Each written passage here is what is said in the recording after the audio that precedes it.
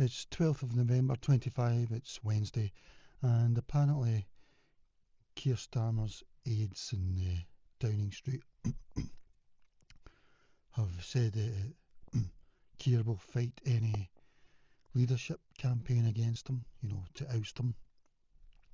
The only problem is that the guy that I've targeted, Wes Streeting, says he had no plans at all to do that, and he's totally loyal.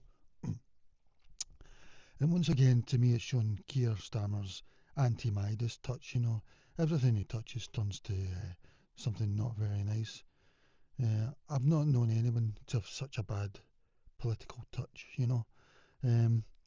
I would say, in terms of how would you call it? I don't know. I'd say he's the worst prime minister ever in terms of tactics. I don't know, everything really. Yeah, probably the worst.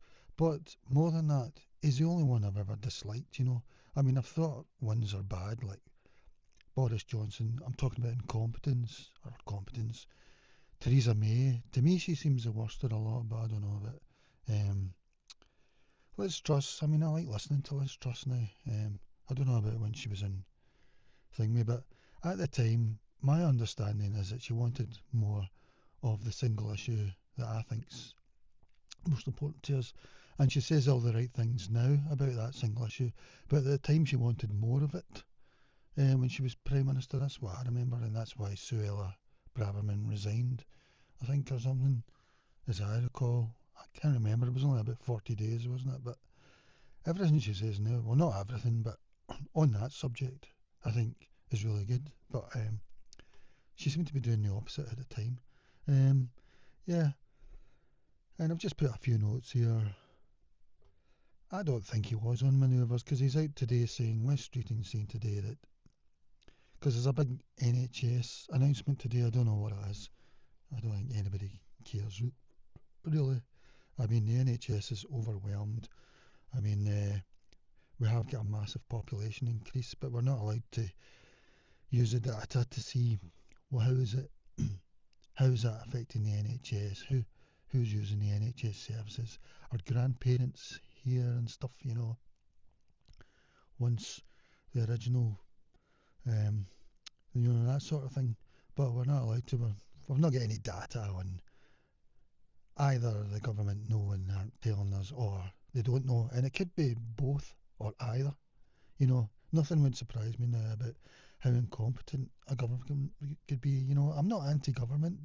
We need governments, but I've no doubt that there's lots of waste and lots of stupidity goes on. And probably if they were private businesses, our government would go out of business, I think. Even if as I was telling you the other day, the quantitative easing thing, we started giving commercial banks a big interest on money we borrowed or something. I can't remember what it is. But Richard Tice says it's costing us, we shouldn't be doing it, and it's costing us about 35 billion a year. I don't know. That's what Google Gemini told me yesterday, but I'll need to look that up again to confirm. I thought it was 8 billion a year, but that's what Keir Starmer was trying to cut benefits by 8 billion, and that was just the start, I think. And now, because of the backbench rebellion, he's not doing that. But it shows you how much this commercial bank thing's costing. And Zach Polanski seems to be very interested in it as well, and seems to agree with Richard Tice, as I saw in an interview. Anyway, back to this. So Wes says he's not in manoeuvres. He can't believe it. And by the looks of him, I saw one video today. To me, it didn't look as if he was. He was saying he's loyal. He's always been loyal for Keir Starmer. He didn't vote for him in the election campaign, and quite right in my opinion. But and apparently he's not saying it's Morgan McSweeney or anything, because that's who I'm thinking. Because this is like sort of that sort of crazy guy that Boris Johnson had. What was his name? Damien, and then Tony Blair had Alistair Campbell and what's his name? Lord Mandelson. They always seem to have these Rasputin characters who they think they're geniuses or something. But he's not mentioned any names, although Lucy Pearl, I think, mentioned apparently him a while ago. Lucy Pearl said it's a toxic culture in Keir Starmer's thing. But again, I think it's his bad judgment. Keir's bad judgment. He says he's not going, and that's one thing I'd say for him. He seems a very sort of dogged guy, even though, and I've put here the Ranieri method, and that's the guy who won the league with Leicester City, the football manager. It was either him or the Chelsea manager. What was his name, man? I can't remember her name. The Portuguese guy. They had the method that if they put a team out and one of the players was getting easily beat, he substituted them immediately. They didn't wait to half time or the second half or anything. If it was 5 minutes gone, they substituted them straight away. And Kenny Douglas said that was a great thing that he does. I can't remember if it's Ranieri or the other thingy. But managers tend to let you play on for the full first half, even if they think they've made a mistake. But really, if a player's wrong, you should get rid of him immediately. So they should get rid of Keir Starmer. I don't know what Labour are waiting for. I mean, some polls are 15%. I mean, they're lower than Jeremy Corbyn in 2019, who got more votes than Keir Starmer did in his 2019 election compared to Keir's loveless landslide in 2024, and also, what was it? And basically Keir backstabbed Jeremy Corbyn, as Zach Polanski said the other day. He came up on Jeremy Corbyn's coattails and then he backstabbed him, politically, I mean metaphorically. So I don't know what they're waiting for. They seem to be thinking, well, they get a massive majority, but he didn't really. He only get 34% of 59% who turned out. It was the lowest turnout since the war, I think, maybe. And he only get 34%, I think YouGov reckoned he was going to get maybe 45%, He could just go over a third. That's one of the lowest things ever, and he get one of the biggest number of MPs. It's because our system's totally done in. It's undemocratic. I think the Swiss electoral system is the only one to go by. And referendums all the time, direct democracy. I don't believe. I think we're heading that way out of no choice because there's about 5 parties doing well at the moment, and we've still got your party to come up, Jeremy Corbyn's party. So let's take a look at this. Yeah, I mean, I'm just taking note of this because this seems to be the big thing there. Although Keir's done a pre-strike, even though Wes Streeting said he wasn't trying to oust him, and it's very difficult to oust the Labour leader because first of all you need 81 MPs per candidate. So to get 81, I mean they've got about 400 MPs. I mean, but to get 81 for a candidate, it's far too many in my opinion. I think they possibly done this because of the way Jeremy Corbyn won, and they changed it so that it'd be a lot more difficult. And ironically, they've changed it for the worst leader they've ever had. So it's very difficult. And he says he's not going either, so and he'll fight to stay. So not only do they get the worst leader, he's not going to do the honourable thing either, So, although the Daily Mail did say, like, if he loses the cabinet, like they all walked out on Jeremy Corbyn, Jess Phillips said at the time, I've been told to resign from a shadow ministerial role. She wasn't a shadow cabinet, but this is 2016 or something, 2017. I've been told to resign my shadow ministerial role, so I will. Oh yeah, that's very honourable of you, Jess. That's really honourable. Like somebody else tells you and you're just doing it anyway. So yeah, that tells you. Well, I mean, she's part of the disaster as well. I mean, the whole Labour. I can't think of one among them that I think could take Zach Polanski on, or even Jeremy Corbyn, who I'm not a big fan of. Just in terms of integrity, or even mass appeal. you listen and think these people make sense. I mean, Wes Streeting's all right, but I mean, there's no chance really. Labour are finished, in my opinion, and they need to be. They need to be put down metaphorically. Um, I don't think anybody loves Labour either. That's another thing. It's not like the old days where they had sort of tribal loyalty. I don't think anybody likes them now, especially the leader.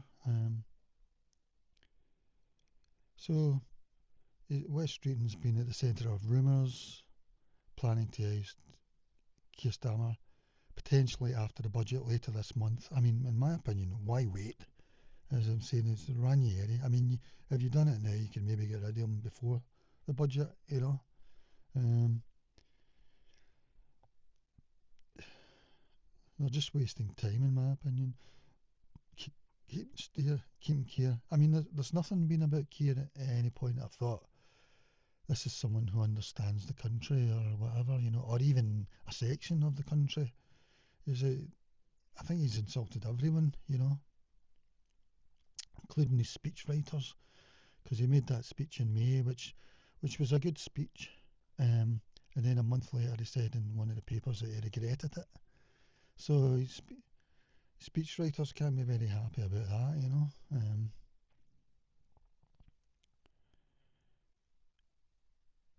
Streeting has called the claims. Yeah, he was on the news programme this morning to make an NHS announcement, and this is all he's been asked about.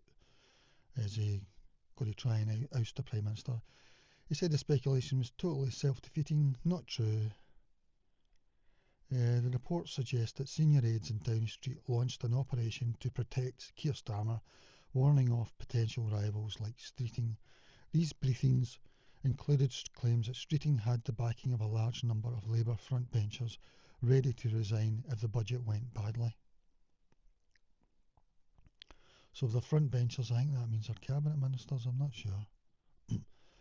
Because if he lost the cabinet, that would be the same situation Jeremy Corbyn was in to a degree, in 2017 when Keir tried to get rid of him. I think Keir stayed then because he was sort of manoeuvring for himself. I can't remember, but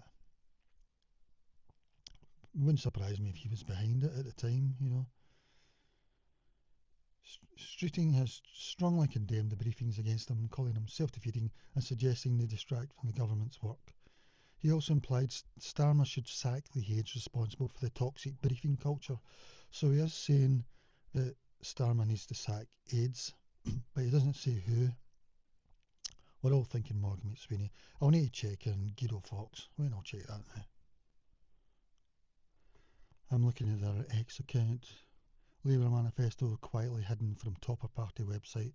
Yeah, I think he had 10 points when he became Labour leader, and I think he's done the opposite for all of them. Yeah, so he has asked if he had any conversations with anyone about getting rid of Keir Starmer. Wes Streeting says no. Streeting, trying to kneecap one of your own team when you are out, not just making a case for the government, but actually delivering the change that we promised. I think that is also self-defeating and self-destructive behaviour. So this is what he said today in a TV interview. Irritated Streeting says number 10 briefings have vindicated Lucy Powell. Yeah, she said there was a toxic culture around Keir with his aides. Streeting failure to deny future challenge against Starmer. Wes for Leader website launched yesterday. So I don't know who that is. Maybe I'll need to check. Well, it's just someone's bought the domain name. All it says is Wes for Leader. Maybe that's the name of the page as well, but there's nothing there. A spokesman says it's categorically nothing to do with anyone around Wes. Someone's mischief making again. Downing Street attempts to walk back anti-Streeting briefing campaign. Lobby journalists should exercise restraint. There are not enough briefings and quotes to go around. I don't know what that is. Playwrights get the knives out for McSweeney. really, when you want to know the leaders of the main parties, you need to know all the characters who are behind them. You know, like Morgan McSweeney, all the aides, all their advisors. They're just as important for knowing the person themselves, the politician. Prime Minister Streeting, what is his plans for government revealed? Well, I think they're just having fun there. I think this is them that have made this t-shirt. I don't know. Anyway, I'm getting a bit lost here. Growing anxiety. The internal row comes amid growing anxiety among some Labour MPs over the government's performance, particularly concerning the economy, public services, and recent poor poll ratings where Labour has trailed Reform UK, and they're even trailing the Greens, and yeah, they're around about third now in some polls. Some of them still have them doing better, I don't know why. So they reckon maybe in November the 26th, once that budget's announced, um, which is expected to include tax increases, is a key moment that could trigger internal discontent. I don't know why they're waiting, that doesn't make sense. Because then you're stuck with a budget, you know. You can always change it after, I suppose.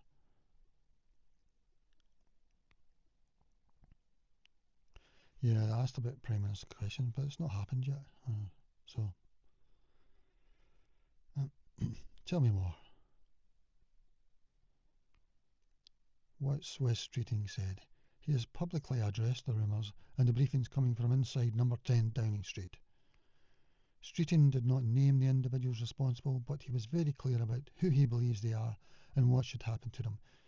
Streeting categorically denied he was plotting to oust Keir Starmer, stating that he cannot see circumstances in which he would challenge the Prime Minister. He called for the Prime Minister to sack the people behind the self-defeating rumours about a leader Labourship. So they're talking about the aides, sacking the aides. And that's a big announcement to make, you know. You don't usually hear that from fellow politicians. Toxic culture.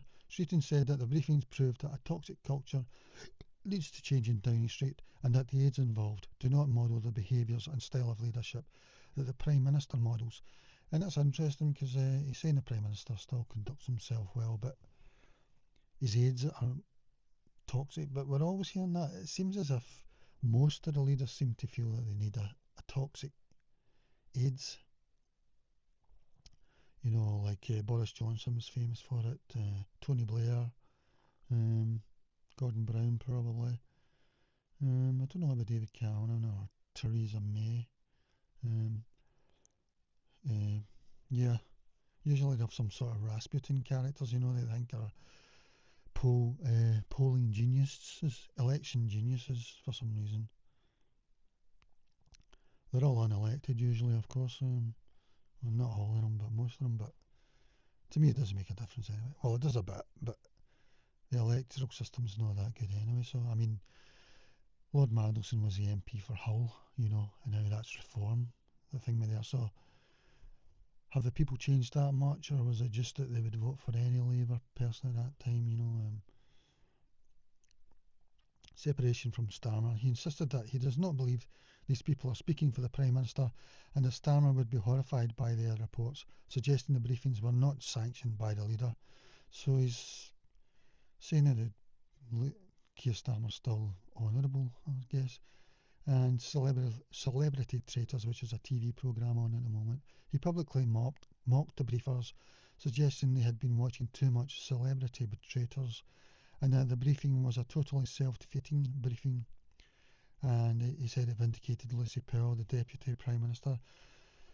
Uh, he also stated that the attacks on him vindicated Deputy leaders Lucy Powell, who had previously criticised the toxic culture in Downing Street. Streeting also noticed that he would commend the briefers on at least picking on one of the men instead of the women in the cabinet.